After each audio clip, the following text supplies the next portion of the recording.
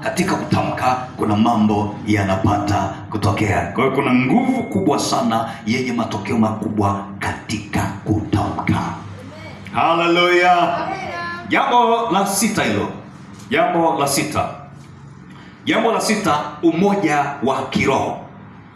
Siri ya sita, umoja wa kiroho.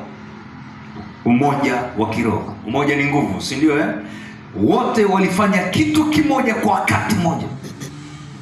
Kitu kimoja kwa wakati mmoja. Mungu anatenda kazi kwa nguvu sana katika umoja. Katika Israeli waliambiwa mmoja ataangamiza 1000, wawili wataangamiza 10,000. Amen. Kwa hiyo katika umoja basi wanapokuwa wawili, maandiko yanasema walipo wawili watatu kwa jina la Bwana na Bwana yuko katikati yao. Kwa hiyo kuna siri kubwa sana ya kuangusha kuta za Yeriko au za kuangusha ngome tunapokuwa katika swala la umoja.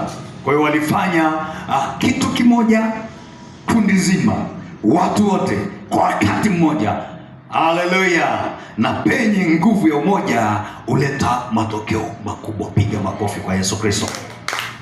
Wao ni watie moyo pia nyinyi ambao wana timu ambao tumekuwa pamoja, tumekuwa tukifanya maombi hapa pamoja, tumekuja hapa pamoja, tunakuja Ijumaa, tunakuja na Jumapili tunapiga kwa pamoja, tunapiga kwa pamoja. Lazima kitu kizima kionekane mahali hapa.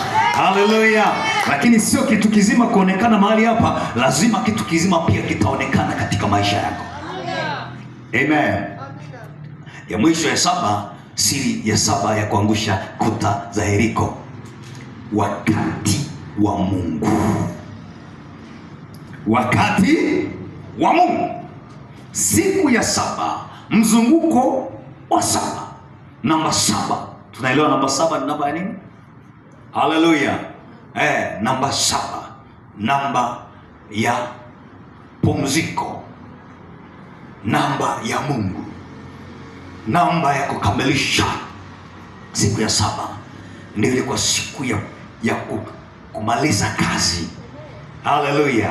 Mungu hufanya kila kitu kwa wakati mkamilifu. Kwa huu ulikuwa wakati mkamilifu wa Mungu kuweza kutimiza, na mwisho wa siku kuta Yeriko kafanyaje? Chini. Mambo yameenda.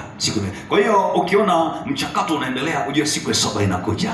Siku ya kutimilika kwa mambo. Wakati wa Mungu unakuja kuleta suluhisho. Usikate tamaa, ng'ang'ana pale, songa mbele, muujiza uko mbele. Haleluya. Sasa tuondoke kwenye siri saba, tuendelee. Jambo jingine ambalo tunataka tuliangalie, hizo kuta za Yeriko. Kuta za Yeriko leo, nataka tuangalie kuta za Yeriko, tupate tafsiri chache.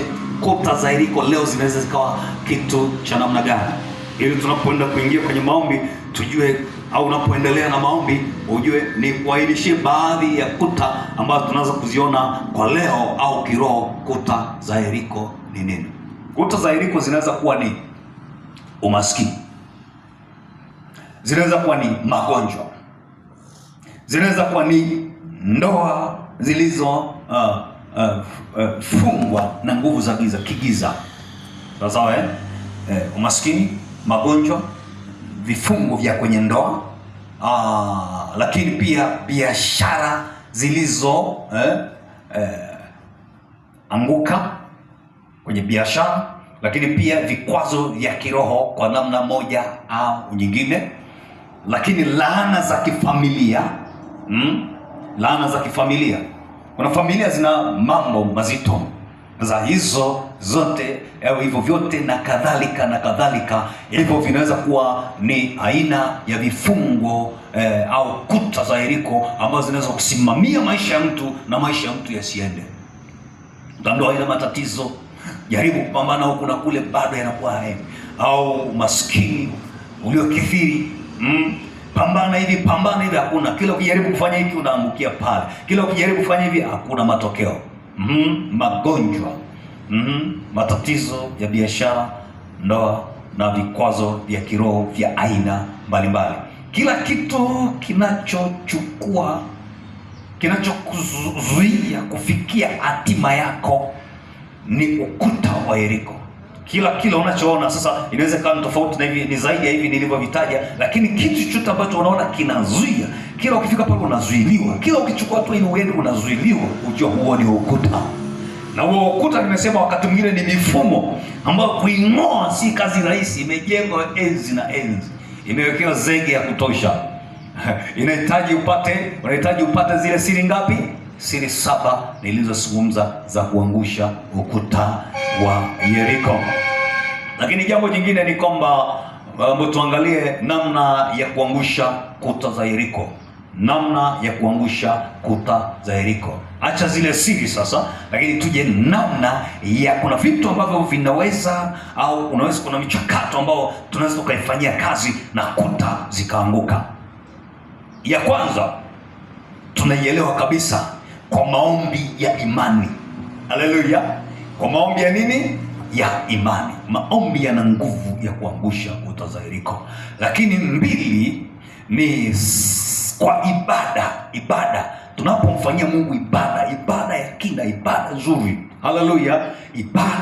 Ibada ya rohoni. Mungu ni roho, na wamwabudie yeye inawapasa kumwabudu katika roho na kweli. Mungu anatafuta ibada, na katika ibada Mungu anashuka, Mungu anatenda, Mungu